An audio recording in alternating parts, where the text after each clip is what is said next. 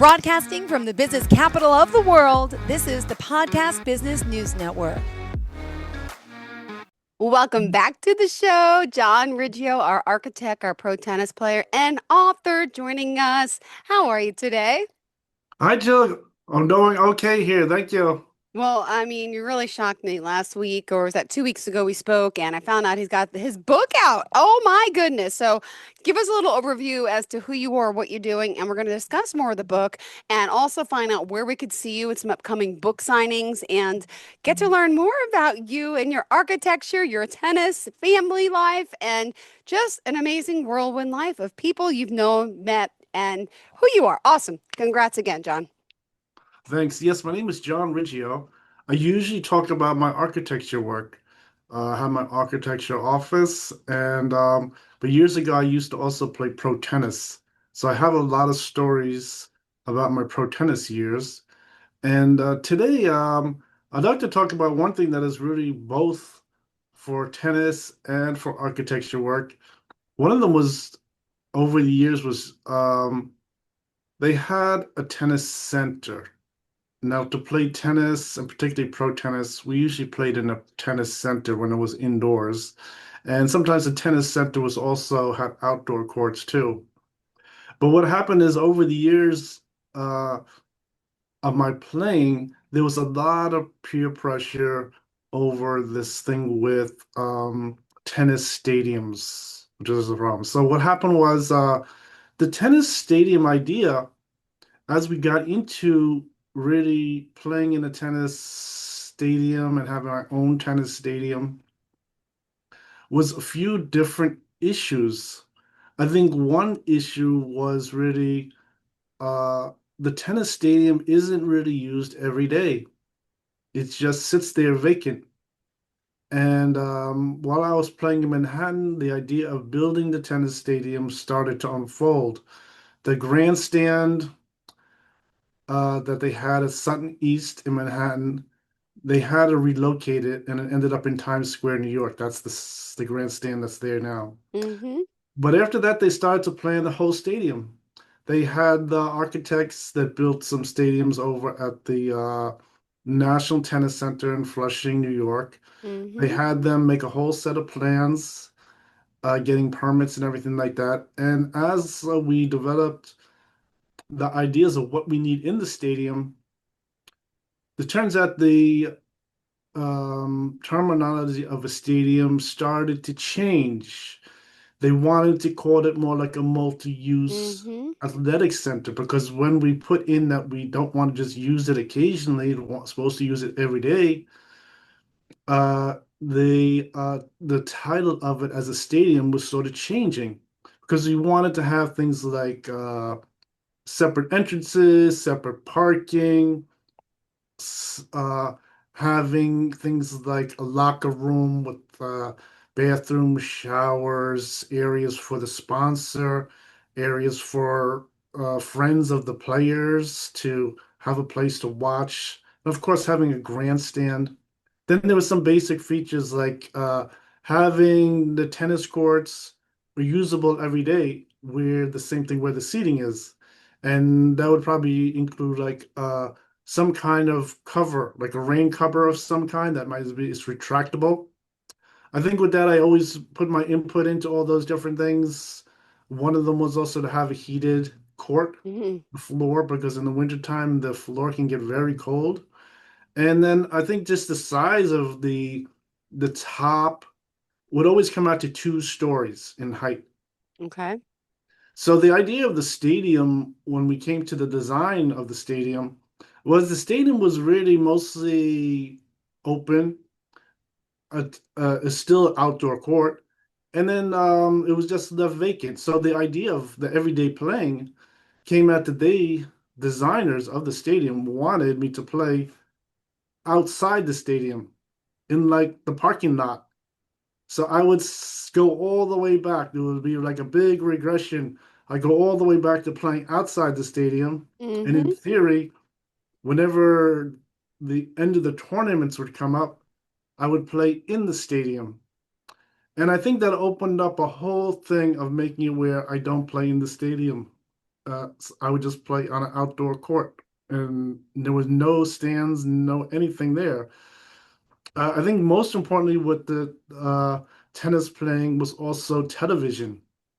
Almost everyone watches the tennis on television. It's the best place to watch a tennis on television. Most of the seating ideas and the viewing of the Yeah. court has to do with people who are really like the fan club of each player, sponsors, friends would come and watch. Wow. And there was always a small area for general admission also.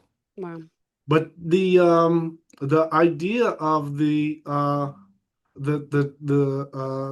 tennis stadium wasn't really that good an idea. I think it was just Okay. peer pressure. There was just peer pressure. And I think over the years, as I would give my input to what kind of facility we need to play tennis and what my sponsors would say, what people would come to visit would say, it would come out to the same idea. Yeah. In fact, the tennis center to play the pro tennis was really the best way to play. And it had all the different things with fans coming, sitting there, and crowds of people before and after the match. Mm-hmm. I think I described before also the different things about the security factors involved. There were some people trying to maybe attack the players, all kinds of different things over the years, even protests outside the tennis center, things like that. There were all different things going on. They sort of didn't like maybe just the fans getting too close. Also, they could try to harm the players too. Wow. So there were all kinds of different things like that. So the idea of the stadium, which a lot of people thought was they were really jealous of baseball in America, wasn't really that practical an idea. That's more of the tennis center that is almost exactly the same as a stadium was really more functional an idea. Leaving a vacant stadium didn't make much sense. Mm-hmm. And this really became very clear when my sponsors really had them build a model of the stadium, had them make the drawings, and we really went through the program of what they were supposed to put in the stadium. And it came out to the same exact thing as the tennis center, just a little larger. And I thought at the time, and I always would add my input to just maybe just improve the tennis facility, going through different facilities as I earned them. The same thing always started to come up. I remember even one time I brought one of my girlfriends and her mother stopped over there to watch me play, and it's the same exact thing: off-street parking, double height, Mm-hmm.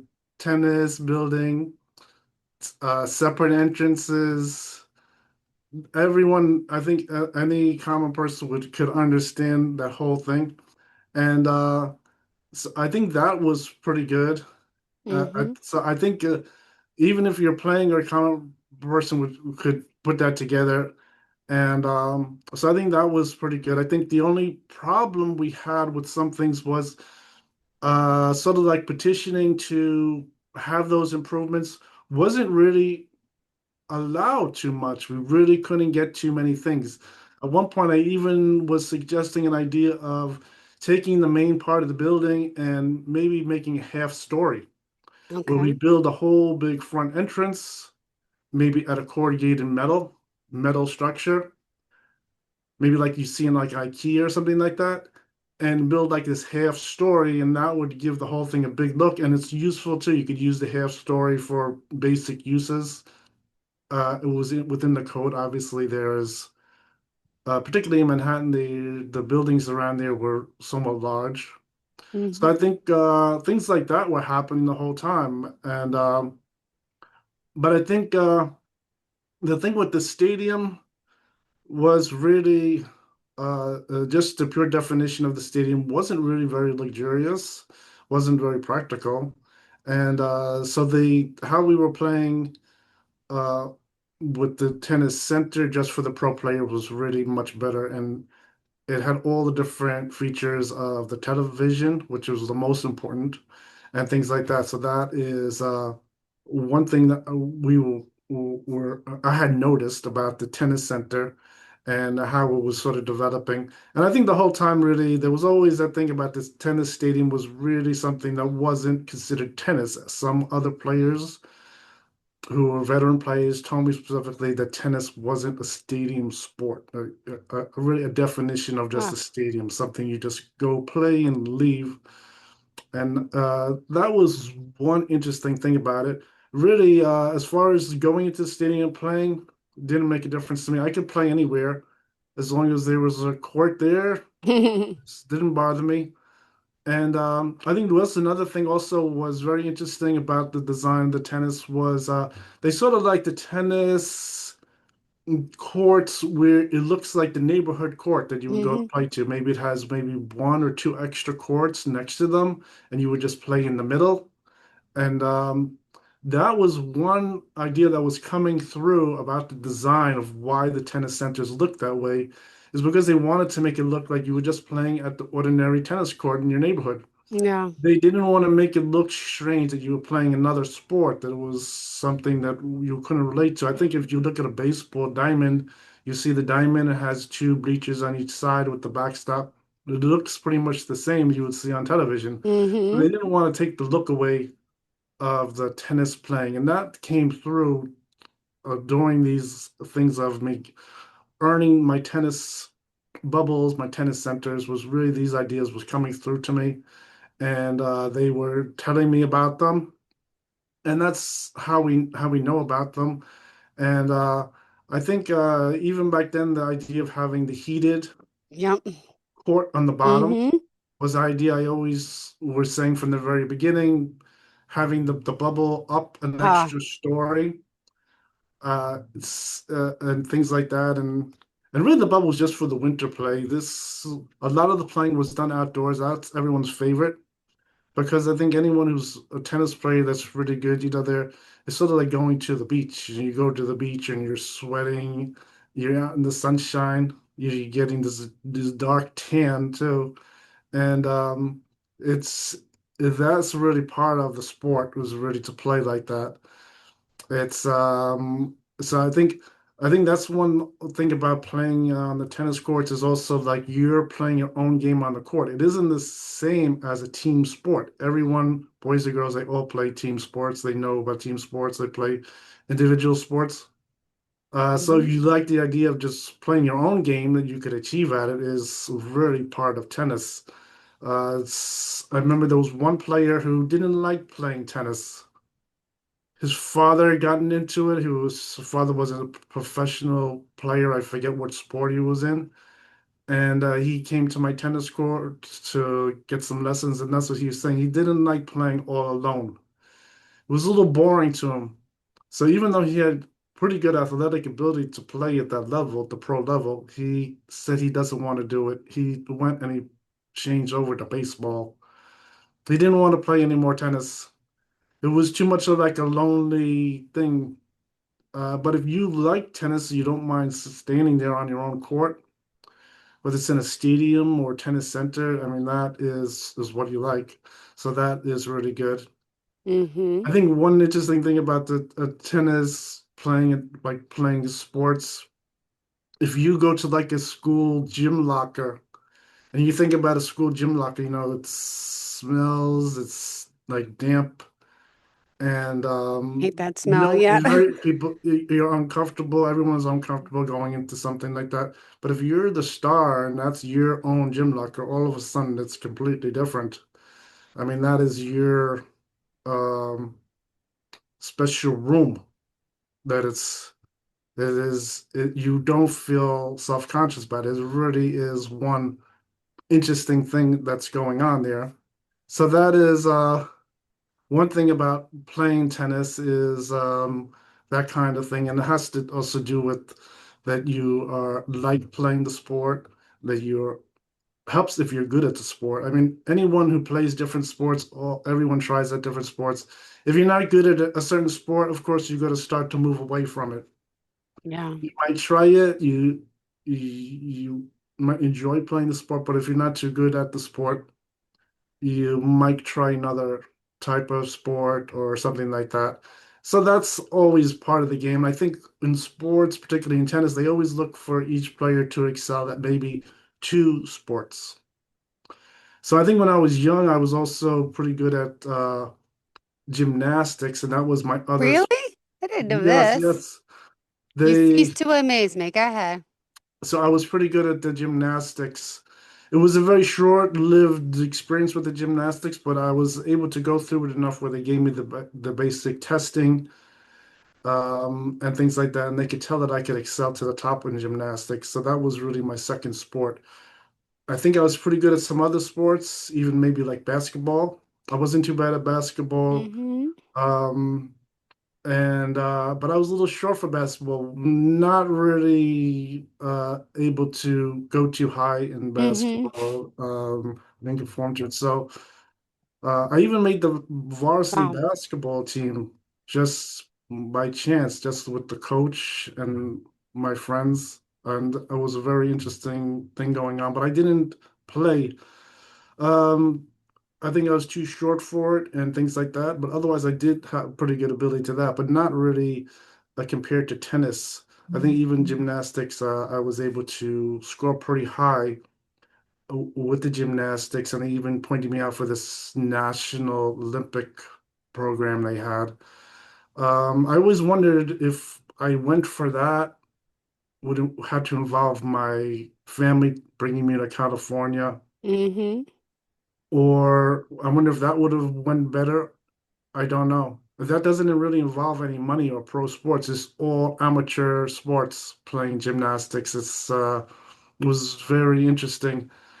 And it was turned out that had some dangers involved too. I don't know if anyone knows, but anyone involved with anything Olympic, all of a sudden there's some dangers. A lot of kids they somehow end up getting injured. It was like a strange mystery of why that happens. I have no idea. And that was one interesting thing. At that time with the gymnastics, I was already sponsored for tennis. It just seems like it didn't stop me. I don't know if the whole thing with the gymnastics came about was a strange test to see if I had gymnastics ability. I don't know. Wow. But that's what happened when I was younger. So those are the only two sports that I could really excel at the top. The other ones, I knew some professional baseball players really could not achieve at that type of level. But that is so tennis was really my number one sport, and the experience with that gymnastics somehow when I went through some tennis playing with the other pros, they always used to talk about their other athletic abilities of playing another sport for some reason. I have no idea why, but that was one thing that somehow they were interested in. And so now, years later, I've written the book, and I talk about the stadiums and things like that. I talk about the whole thing also with my gymnastics and some things about that. And also, just recently, I was doing some things with some book signings, Yay. Tell us making where, sign free when. books, giving away, and I could show some pictures I have here right Please. here in the photograph.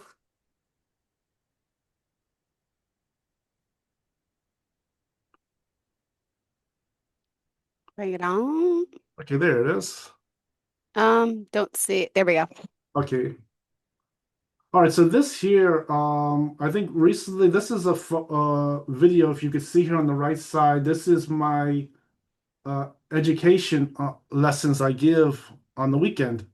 And you see, I have a whole bunch of people running the court. I teach them all kinds of different tennis drills on how to learn, test their athletic ability, and things like that.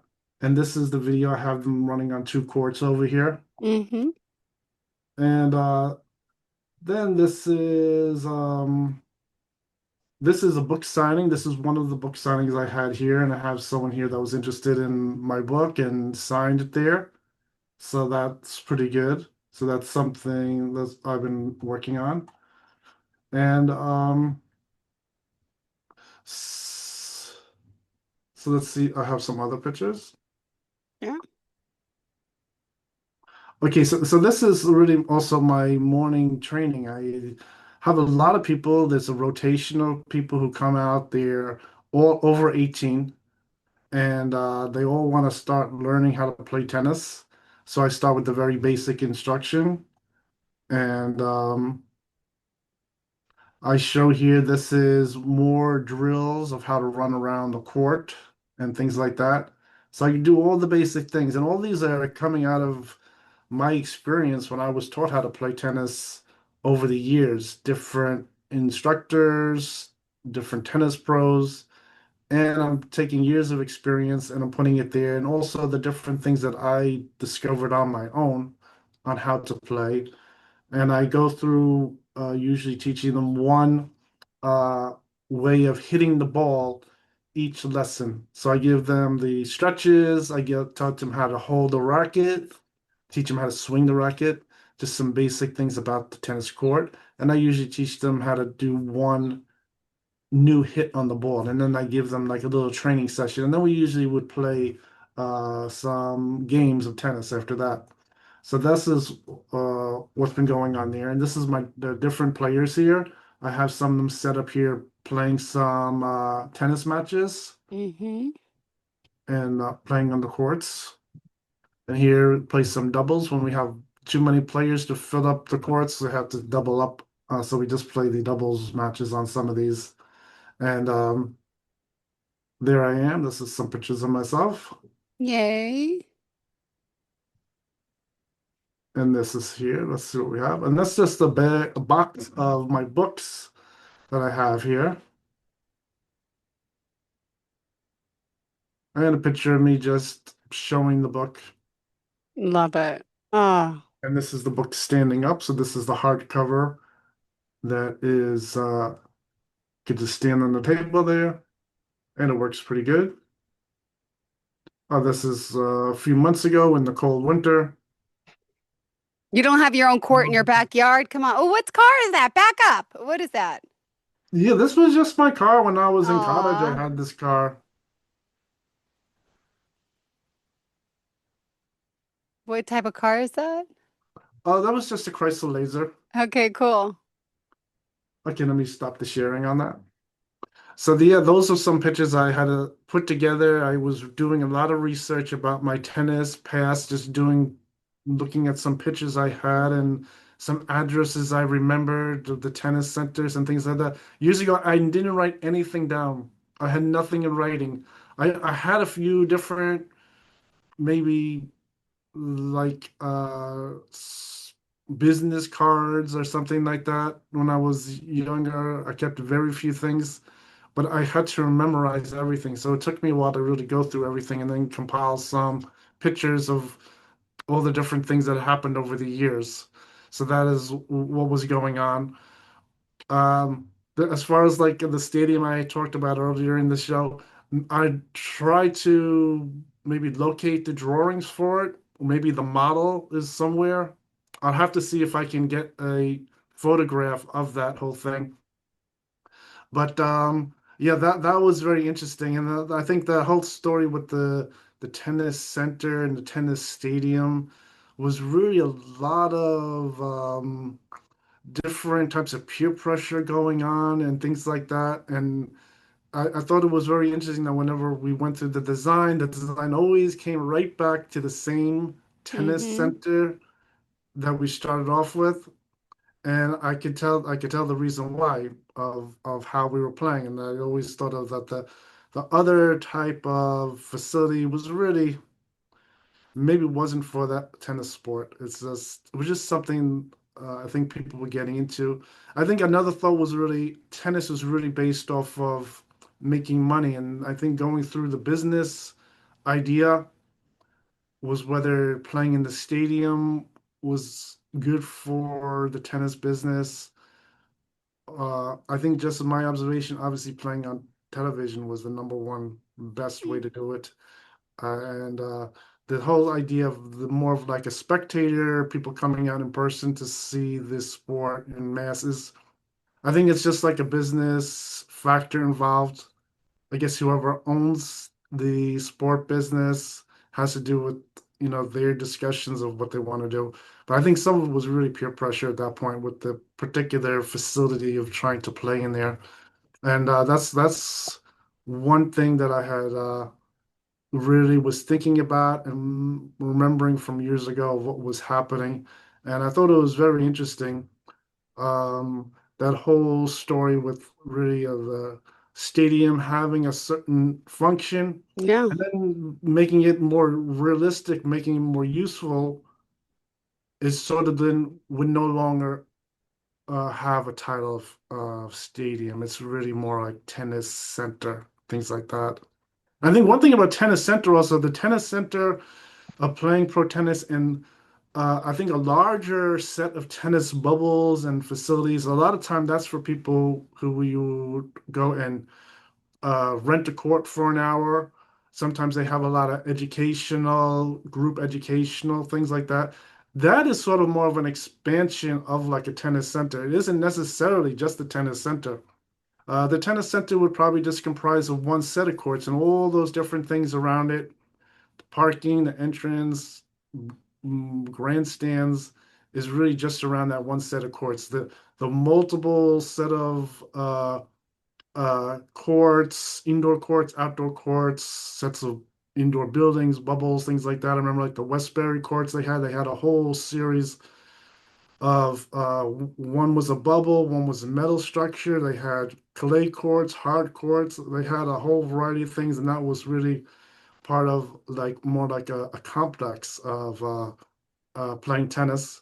But really, the tennis center was more like centralized on just one set of courts. That was one interesting thing about what I'm talking about.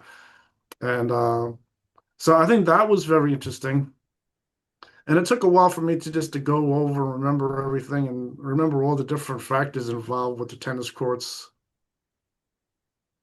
Well, let me ask you now. I mean, as an architect, as a builder, you live in Jersey. What are the tennis courts you go to now? And do you still come to the one in Queens? Yeah, there's one in Staten Island that has a bubble. The one out here, most people like to play outdoor. They have some indoor structures that's playing involved. And then, so I think most of the time we're just playing outdoors. They had one bubble over here that blew away in the storm, but they never replaced it. That was on one of the colleges over here. And but most of the time we're just playing on the outdoor courts, and that's about it. My goodness. Well, what's next in store for you? Where are we going to find you next? Oh yeah. Well, I think the whole thing with my book is really developing very good. I'm working on it and doing all kinds of interesting things like book opening meetings and things like that, and that's been developing very nicely. Awesome. Thank you so much. And where can we find a copy of the book? You can just go on Amazon, and right now it's also available on all the different internet sellers like Barnes and Noble, Errant. You get it on Goodreads, so you can get it on a whole bunch of different stores online are available to buy that. You could buy that in a ebook on Kindle, or you can get it on the Nook, and you could also get paperback, and the hardcover is available on Amazon. Beautiful. Thank you so much. Always a pleasure having you, my friend, and hopefully we'll see you soon. Thanks so much for sharing. And again, congrats on this latest addition to your success. Congrats. Pick up a copy of the book, everyone. Thank you again. And we always love you here, John. You're one of our best. Seriously, you really are. Thank you. Thanks a lot, Jill. It's good talking to you. You too, Mr. Riggio. Bye bye.